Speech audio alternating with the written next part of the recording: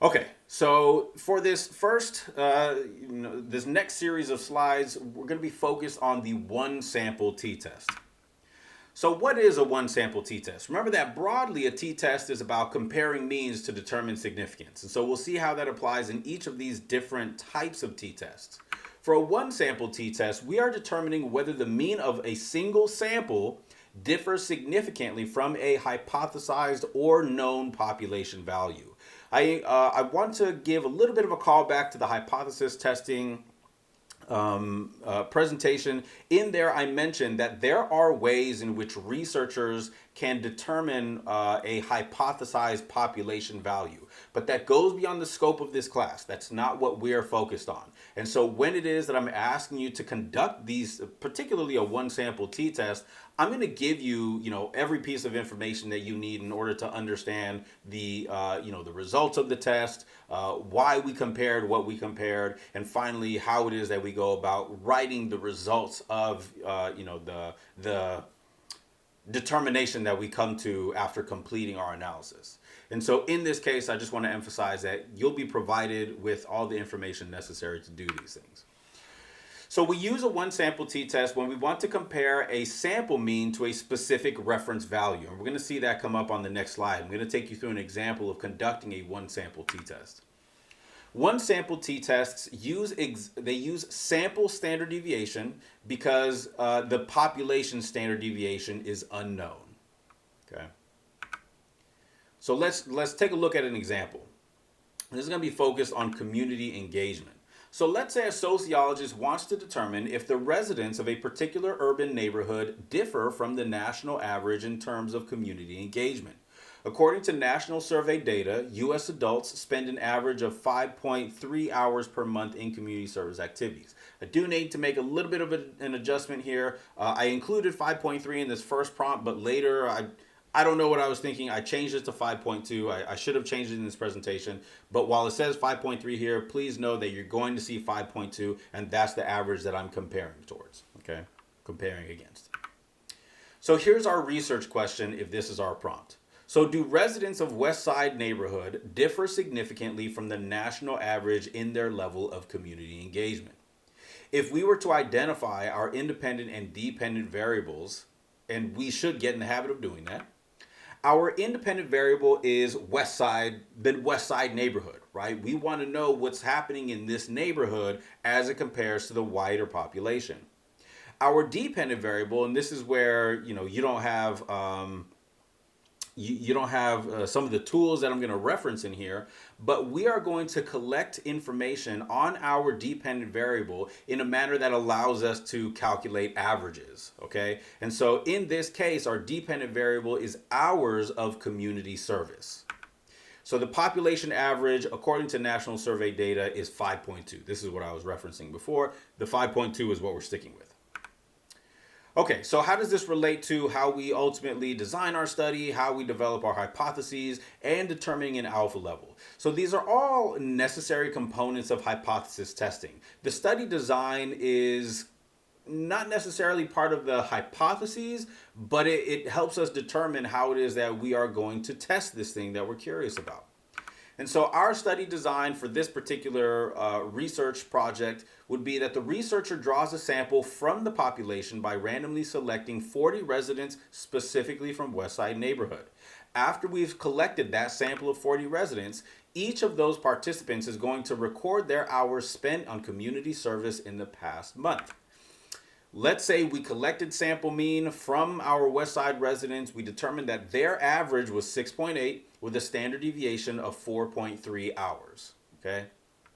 So here's where I want to, if we were doing this as a hand calculation and you're, writing down some of the important information, calculating a sample mean from the sample that we've drawn is an important piece of information to jot down. The number of residents that we have is an important piece of information to jot down. The standard deviation for hours of community service, you should get that down. Now, what I want to point out here is that remember the population average is 5.2. And we see that our sample mean, our 40 residents from West Side neighborhood, their average is 6.8. If we compare their average of 6.8 to the population average of 5.2, we already see a difference. Okay, yes, there is a numerical difference between these two numbers. But that's not where the analysis stops, because we don't want to just know if there's a difference. We want to know if that difference is significant. That's the whole point of doing these tests. We're not just saying, okay, 6.8 compared to 5.2, yes, that's different, therefore it's significant. We're going to say, okay, we've collected this information, we see that they're different. Now, is the difference between them something that happened just by chance, or is this a statistically significant difference? I also want to emphasize here that I'm giving you the information about the sample mean and the standard deviation, but I want to remind you that by this point in the class, we've actually already learned how to calculate these things. We've learned how to calculate the average. If we were presented with the raw data, we could absolutely do this ourselves. We've learned how to calculate standard deviation. If we were presented with the data, we could absolutely do it ourselves. This is where I'm kind of emphasizing that point about, I'm not asking us to do the calculations at this point. We're taking this information, we're gonna run through a further inferential analysis using that data, and then we're going to see how meaningful or what significance this data carries. Remember that for each of the tests that we're going to see, the way that we construct our hypotheses is a little bit different. So the null and research hypotheses for a one sample t-test are going to look a little something like this. So our H0, our null hypothesis, is to say that the population average based on our sample will be the same as the population average from the national survey data. And so in this case, what we're saying is West Side residents' engagement equals the national average. It is not significantly different. That is our null hypothesis. There's no significant difference between these two.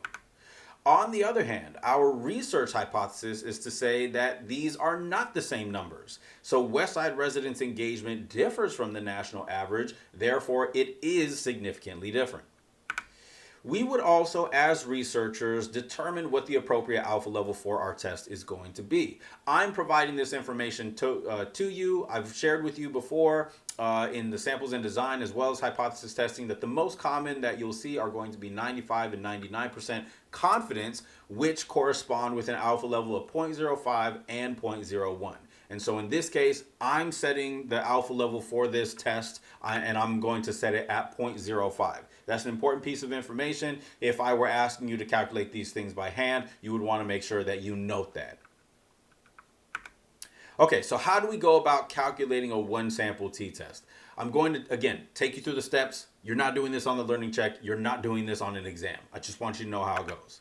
So remember that we need to calculate a t-ratio, degrees of freedom, identify the critical t-ratio, and compare the calculated t-ratio, the t-ratio that we calculate, to the critical t-ratio. Now, as a class, we haven't yet been introduced to the critical t-ratio and where it is that we get this information from. We're going to learn about how we do that in this slide.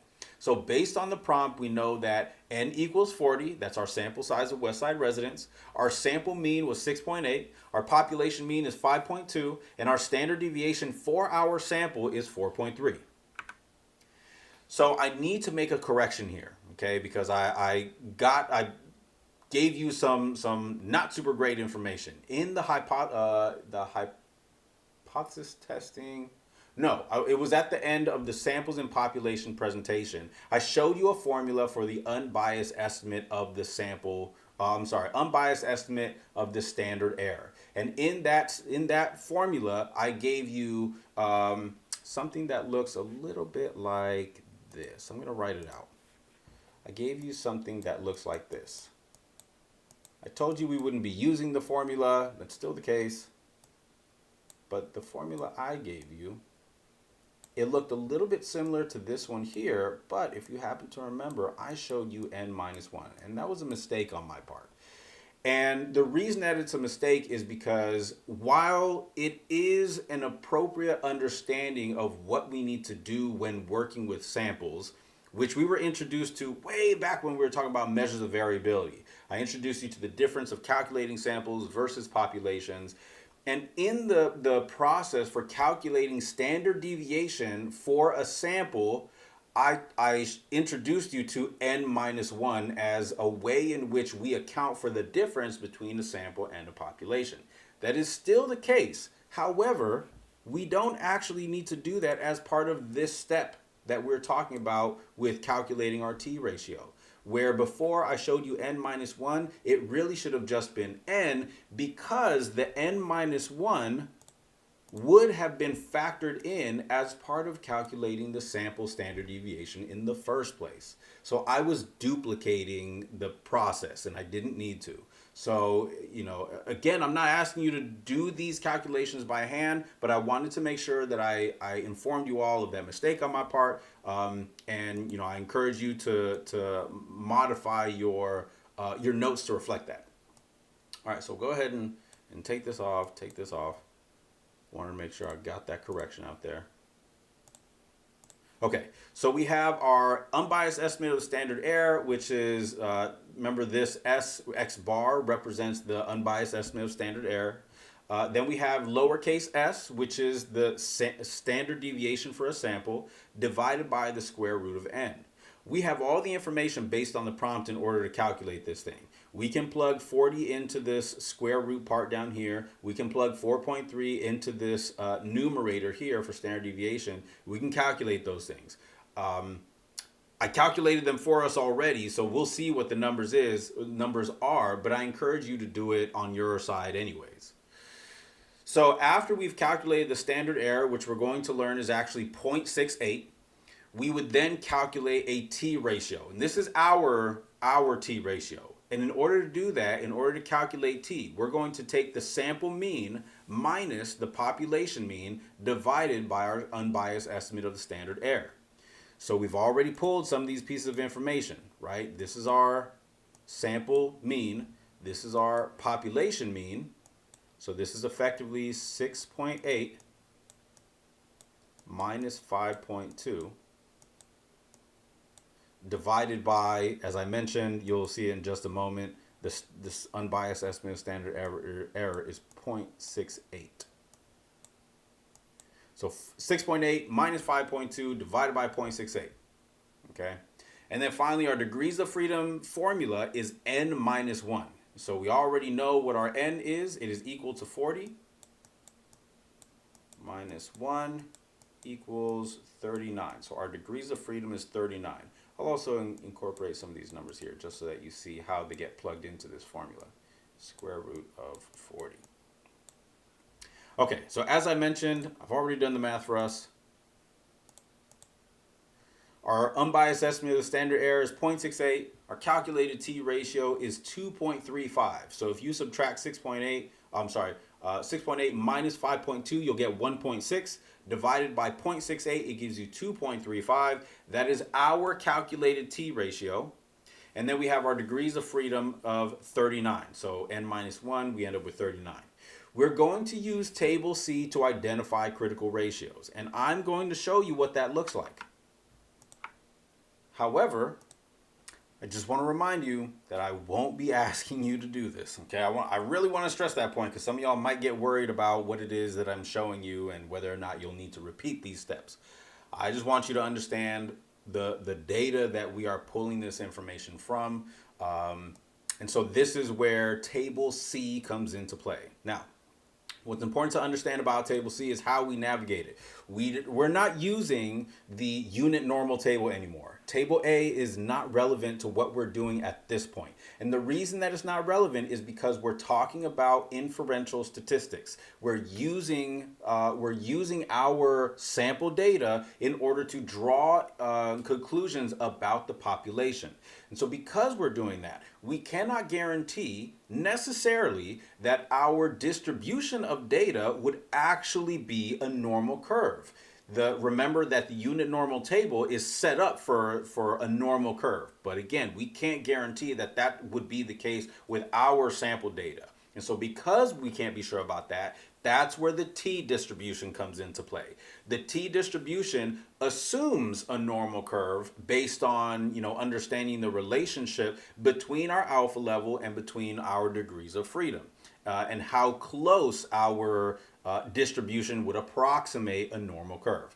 So when we are calculating t values or t ratios, it's because we can't calculate z-scores in this case. We're not using probability at this point.